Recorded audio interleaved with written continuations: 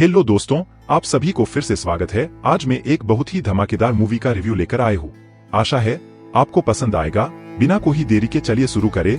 यदि आप चैनल पर बिल्कुल नए हैं तो नए वीडियो प्राप्त करने के लिए हमारे चैनल को सब्सक्राइब और लाइक जरूर करें। फिल्म की शुरुआत में एक अंतरिक्ष यान है जिसके चालक दल के सदस्य क्रायोजेनिक पॉड्स में सो रहे हैं क्योंकि वे मंगल ग्रह पर जा रहे हैं। दरअसल मंगल ग्रह के पास एक बड़ा काला गोला देखा गया था, इसलिए कुछ अंतरिक्ष यात्रियों को यह जांचने के लिए भेजा गया कि क्या यह कोई खतरा है। चालक दल में से काला, जो उनकी कप्तान है, सबसे पहले उठती है और सी नामक एक अन्य अंतरिक्ष यात्री के व्यवहार में बदलाव देखती है। वह सोचती है कि यह संभवतः क्रायो नींद के कारण है और इसे अनदेखा कर देती है। काला ने जहाज के डेटा की जाँच की और महसूस किया कि वे मंगल ग्रह के करीब है। जल्द ही वे गोले तक पहुँच जाएंगे। वेंस का एक होलोग्राम जिसने उन्हें मिशन पर भेजा था, मिशन के महत्व पर जोर देते हुए दिखाई देता है कि पूरी दुनिया की निगाहें मिशन पर है, इसलिए उनका मुख्य फोकस मिशन को पूरा करना होता है जिस पर हर कोई सहमत होता है। कार्ला वेंस के साथ निजी तौर पर बातचीत करना शुरू करती है, लेकिन उनका संबंध अचानक टूट जाता है। वह बाकी क्रू को सूचित करती है और जांच करने पर उन्हें पता चलता है कि उनका पृथ्वी से संपर्क पूरी तरह से टूट चुका है। गोला अंतरिक्ष यान की ओर लेजर किरणें उत्सर्जित कर रहा है जिससे उनका संचार बाधित हो रहा है। इससे चालक दल के बीच चिंता पैदा हो जाती है कि आगे क्या किया जाए। फिर गोला उन्हें एक संदेश भेजता है जिसे काला मिज नामक अंतरिक्ष यान के एआई का उपयोग करके तुरंत अनुवाद करता है। संदेश में डेस लिखा हुआ है जिसका लैटिन में अर्थ भगवान है, जिससे हर कोई स्तब्ध रह गया। सी सुझाव देता है कि उन्हें क्षेत्र के पास नहीं जाना चाहिए क्योंकि यह एक भगवान है जो मानवता को उसके कार्यों के लिए दंडित करने के लिए आया है, और वह चर्चा छोड़ देता है। अंतरिक्ष यान के कमांडर ने सभी को सूचित किया कि उनका पृथ्वी से संपर्क टूट गया है, लेकिन उन्हें क्षेत्र की जाँच करने के अपने मिशन को जारी रखना होगा। कार्ला और अन्य लोगों ने पृथ्वी का कनेक्शन बहाल होने तक इंतजार करने का सुझाव दिया, लेकिन कमांडर ने जोर देकर कहा कि वे देरी नहीं कर सकते। इस बीच सी, जो डरा हुआ है, एक अजीब आवाज सुनने का दावा करता है कि न्याय का दिन आ गया है और पूरी मानवता को अपने पापों का प्रायश्चित करने की जरूरत है। कार्ला ने सी को आश्वस्त करते हुए कहा कि वे भगवान नहीं हैं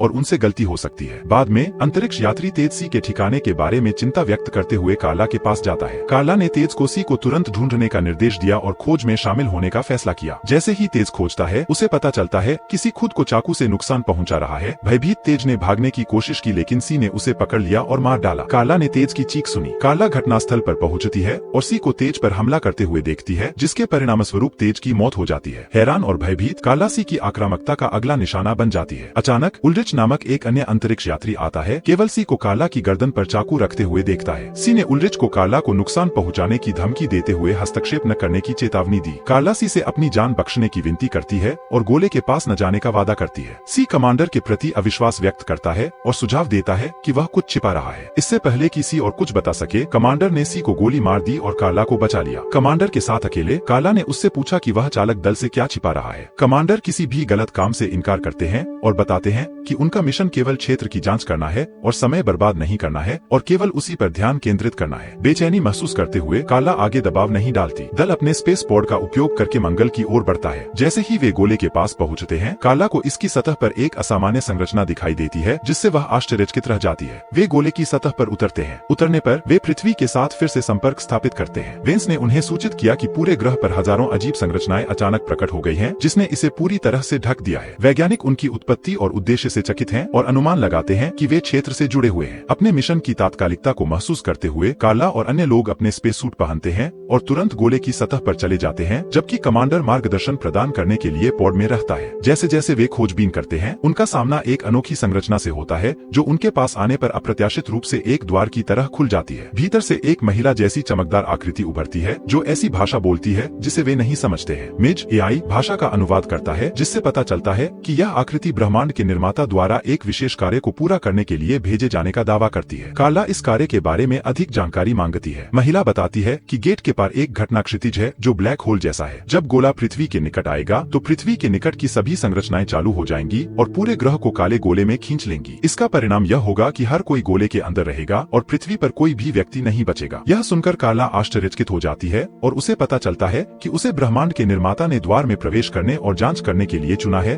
ताकि वह दुनिया को इसके बारे में सूचित कर सके। फिर महिला कार्ला की मां में बदल जाती है, जिससे कार्ला अविश्वास में रह जाती है। अपने सदमे के बावजूद कार्ला गेट में प्रवेश करती है और अंदर एक रहस्यमय शहर का पता लगाती है। वहाँ उसकी मुलाकात अपनी बेटी से होती है जो पृथ्वी पर एक कार दुर्घटना में दोनों के मरने के बावजूद जीवित है। यह रहस्योद्घाटन कार्ला को स्तब्ध कर देता है। अगले दृश्य में कार्ला अंतरिक्ष यान में जागती है। उलझन में वह दूसरों से पूछती पूछती है कि वह वहाँ कैसे पहुंची और उसके साथ आए अंतरिक्ष यात्री कहाँ गए। उल्ड्रिच ने कार्ला को समझाया कि वह बेहोश होकर गोले से बाहर आई थी, इसलिए वे उसे पॉड के बजाय अंतरिक्ष यान में वापस ले आए। दुर्भाग्यवश उनके साथ गए अंतरिक्ष यात्रियों की सतह पर ही मृत्यु हो गई, क्योंकि उनकी वापसी के दौरान उनका स्पेस सूट फट गया था। यह रहस्य उद्घाटन कार्ला को झकझोर देता है। वेंस उससे पूछती है कि उसने गोले के अंदर क्या देखा। हालांकि कार्ला केवल शहर को देखने का उल्लेख करती है और अधिक विवरण साझा करने से बचती है। वेंस का सुझाव है कि बाद में सब कुछ याद करने के लिए कार्ला को आराम की आवश्यकता हो सकती है। हालांकि उल्ड्रिच को संदेह है कि कार्ला कुछ छिपा रही है और उससे उस पर विश्वास करने का आग्रह करती है और उसे आश्वासन देती है कि उनके आसपास कोई सुरक्षा कैमरे नहीं है। इस बीच कमांडर सीसीटीवी फुटेज तक पहुंचने का प्रयास करता है, लेकिन निराश हो जाता है क्योंकि वे कैमरों से बहुत दूर है। अंततः कार्ला ने गोले के अंदर जो कुछ देखा उसके बारे में उल्ड्रिच को बताया। उसने जो कुछ भी देखा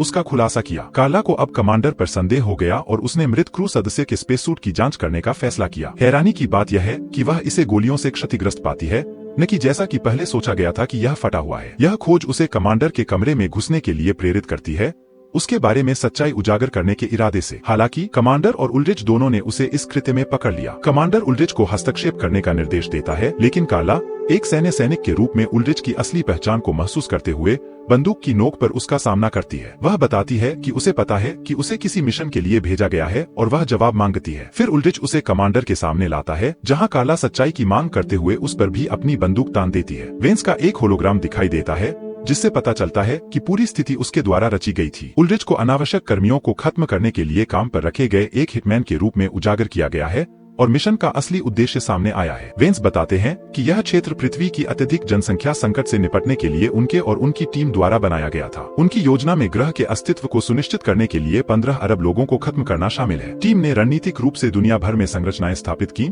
लोगों को यह विश्वास दिलाया कि जिस गोले को उन्होंने रखा है वह भगवान उन्हें दंडित करने के लिए आए हैं। कार्ला ने क्षेत्र के भीतर की आकृति के साथ अपनी बातचीत के दौरान लोगों को समझाकर इस धोखे में महत्वपूर्ण भूमिका निभाई। यह पता चला है कि जब गोला पृथ्वी के करीब आएगा तो सभी संरचनाएं सक्रिय हो जाएंगी, जिससे 15 अरब लोगों की मौत हो जाएगी। फिर कमांडर कार्ला से बंदूक छीनने की कोशिश करता है। एक संघर्ष में कमांडर गलती से कार्ला के पेट में गोली मार देता है, जिससे वह जवाबी कार्रवाई करती है और उसे मार डालती है। उल्ड्रिच कबूल करता है कि वह केवल एक भाड़े का हिटमैन है जो आदेशों का पालन करता है और माफी मांगता है, जिसे कार्ला स्वीकार कर लेती है। उल्ड्रिच कार्ला के घावों की देखभाल करता है और अरबों लोगों को मरने से रोकने के लिए क्षेत्र को नष्ट करने का प्रस्ताव रखता है। वह अंतरिक्ष यान पर पहले से मौजूद एक शक्तिशाली बम का उपयोग करने और इसे पुनः प्राप्त करने के लिए स्वयंसेवकों का सुझाव देता है। उल्ड्रिच कार्ला को वेंस का ध्यान भटकाने की सलाह देता है, जो एआई को नियंत्रित करता है। उसके जाने के बाद कार्ला वेंस के होलोग्राम को संलग्न करने की कोशिश करती है और सवाल करती है कि उसने अपनी मृत मां और बेटी को गोले के भीतर कैसे देखा। चौंकाने वाली बात यह है कि वेंस ने अपने मिशन को आगे बढ़ाने के लिए उनकी मौत की साजिश रचने की बात स्वीकार की और खुलासा किया कि उसने कार्ला की धारणा में हेरफेर करने के लिए उसके मस्तिष्क में एक चिप प्रत्यारोपित की थी। क्रोध और दुहक की लहर महसूस करते हुए